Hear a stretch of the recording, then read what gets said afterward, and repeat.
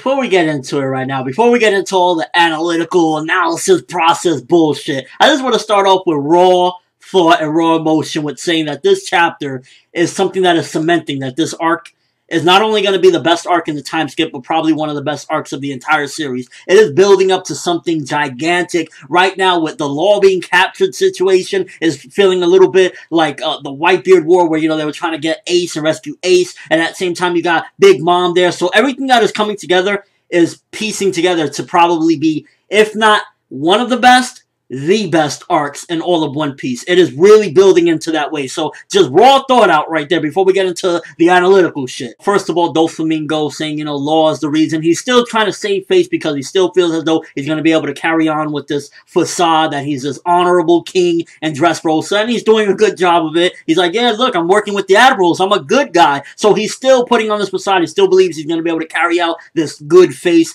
until the king comes and everything goes down. So he's still managing to pull it off right now. Now, the interesting thing I found was Zoro and Kinemon. Zoro took a hit from Admiral Fujitora, but he wasn't knocked out. He was kind of like, a little bit like, whoa, shit. He didn't expect that. But that really makes you automatically question, like, yo, how strong is Zoro if he's taking hits from Admiral Fujitora and he's not knocked out? Yeah, he looks like he's sweating. He's like, yo, I didn't expect that. But that makes you think, yo, is Zoro near Admiral level? Again, he was worked up. He was like, oh, fucking hell. I think with something like this where you see that Zoro gets hit and he's not knocked out, he's kind of just like getting back up and he's a little bit like stumbling right there. It's like, oh shit, I didn't expect that. That makes me think Zoro might be above Vice Admiral level and possibly close to Admiral level. I'm just saying. And Kinemon taking a hit from Doflamingo, that makes you think because, he just got like kind of kicked in the face or whatever. So it wasn't a big hit, but nonetheless, he got up for a minute, and he's just like, oh shit, what the fuck was that? He wasn't really scathed by that as well. So it makes you think, okay, Kinemon isn't like a weakling. He took a hit from Doflamingo, and he got back up, whether it's just be a kick. Nonetheless, it's a hit from Doflamingo, a warlord. So right there, that's making me look at their powers and where they're at mostly. Again, it was just a swipe. It was a block and a swipe from Fujitora to Zoro, so you can't completely measure it, but that's giving you a little glimpse and a little glance at what Zoro might be at the moment. He might be close to Admiral level. I'd say he still isn't Admiral because he was kind of shooken up by just one hit, but he's up there. He's definitely up there. We got confirmation Law is still alive indeed. They still sense him with the hockey. They can still sense his presence is barely hanging on. So we ain't dead yet, but, yo, if we get another Ace situation where Trafalgar Law dies. To be honest with you, my prediction, throwing it out there, I think this is going to be the opposite of what happened with Ace. I think Luffy and the crew are going to be able to save him, and we're going to finally find out where his crew is at, because I'm calling bullshit. I believe he said that his crew is waiting for him somewhere or something. I'm calling bullshit. I think his crew is either dead or they've been captured or something, because why is he still by himself, and there's never really any references. I think that he is by himself. His crew has been captured or they're dead. Dead would make it even more insane, but nonetheless, I don't see Law dying after this one. I think this is going to be the exact opposite of what happened with Ace, and they're going to be able to rescue him. I'd hate to see Law die. I mean, don't get me wrong. Death always progresses and makes characters develop and everything, but it's just too fucking crazy. We're getting like Whitebeard War all over again with even more intensity because we got Big Mom showing up. And let's talk about Big Mom for a minute. So she's coming there with revenge for Caesar, because it's not necessarily, I don't think she's approaching them because of, the beef that she has with Straw Hat. I think that's also a part of it, but mainly it's like, Caesar's on board. We got a bone to pick with that motherfucker. So it could be reached. I think it could be reached without a battle, some sort of bridge between the two of them, because Big Mom showing up when the Straw Hats are really outnumbered could be a good thing if he can get her to work with him. Because I remember, I forgot which character it was. I think it was on Thriller Bark that it was kind of hinted at that Big Mom might be the mom to that particular character. I forget the name. I think it was Thriller Bark. Again, I might be totally off or something. But if that's the case, that could draw the bridge where he can have Big Mom help him out. Because, come on, let's keep it real. They are totally outnumbered. Like,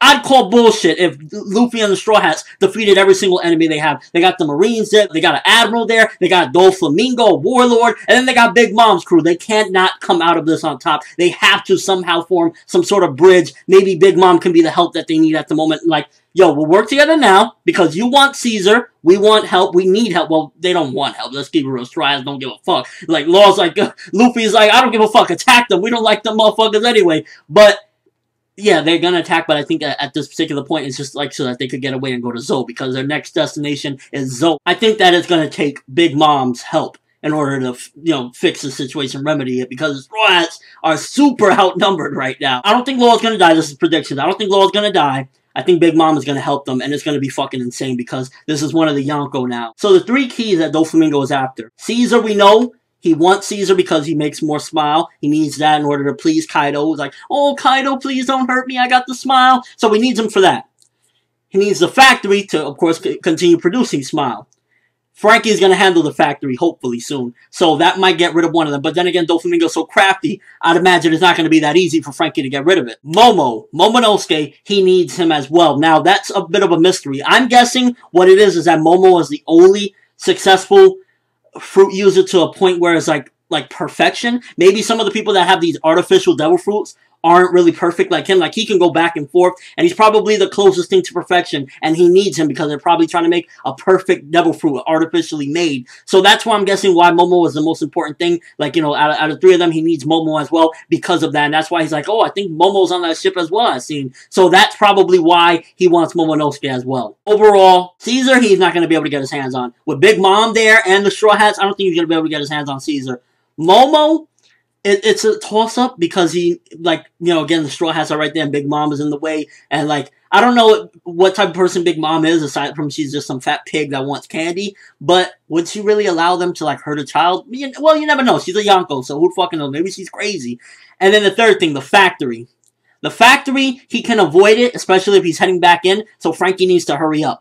So this is a very tricky situation right here. Overall chapter, another great one. Another fucking beautifully great one. I love when I read a chapter and I'm like, I don't even have to think about it. I know this is at least a great chapter. At the very least, a great chapter because it was that damn good. I'm going to give this one 9.5 out of 10. It just felt a little too teasing at certain parts, but it was that goddamn good, near masterpiece level. It was fucking so much stuff happened in this with progression, development, the story, just like, holy fuck. So, very great chapter. Let me know what you guys think, first of all. Are they going to be able to get away and get to Zoe? I'd imagine so. And do you see a bridge, a peace treaty for the moment, being formed between the Straw Hats and Big Mom's crew? Would it be maybe that her daughter will help to bridge that gap? And that'll be what makes them become, for now, an alliance? And also, what is it about Momonosuke that Doflamingo wants so badly? Do you think that he's just a perfect formation of an artificially created devil fruit? And last but not least, Zoro. Is Zoro on Admiral level based on what we've seen, him taking that hit and still getting back up? And he's a little scathed, but he's not fucking knocked the fuck out or anything. What do you think? Does that mean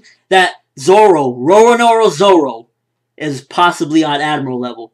Let me know in the comment section below and your overall thoughts of this great chapter of One Piece. One Piece right now looking like we probably are in the greatest arc of the entire series. Is a possibility, and I'm excited just to even think that. I'm Finette World, and as always, people, have an awesome day, and thumbs up for this amazingness. Just crazy! One Piece!